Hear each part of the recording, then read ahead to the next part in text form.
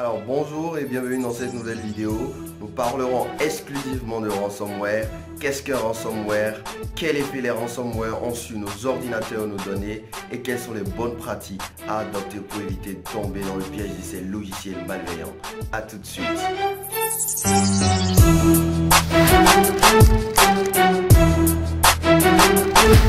Si vous n'avez pas entendu parler des ransomware ou des rançongiciels, c'est que vous êtes extrêmement chanceux ou carrément vous ne suivez pas l'activité virologique informatique. Ransomware est le terme anglophone, rançongiciel est le terme francophone et j'avoue qu'il n'est pas charmant, mais il dénote exactement de l'action qu'effectue ce logiciel malveillant une fois sur nos ordinateurs. Donc rançongiciel, c'est le cumulatif de deux mots, à savoir rançon et logiciel.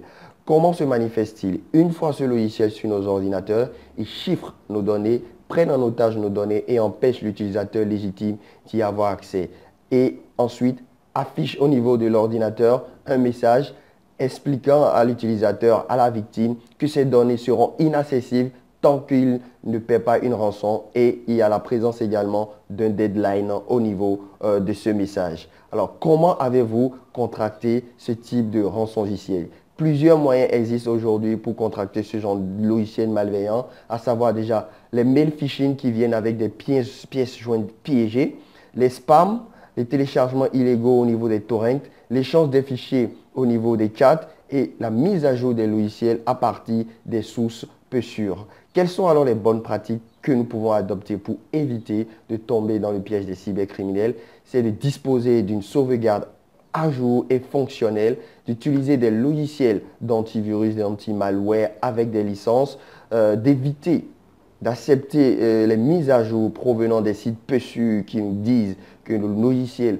sur nos PC, nos ordinateurs ne sont pas à jour.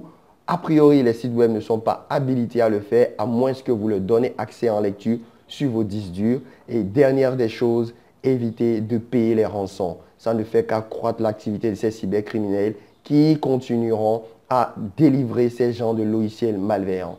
C'est la fin de cette vidéo. J'espère qu'elle a été informative pour vous. Je vous donne rendez-vous dans les prochaines vidéos pour parler d'un nouveau topic sur la sécurité informatique.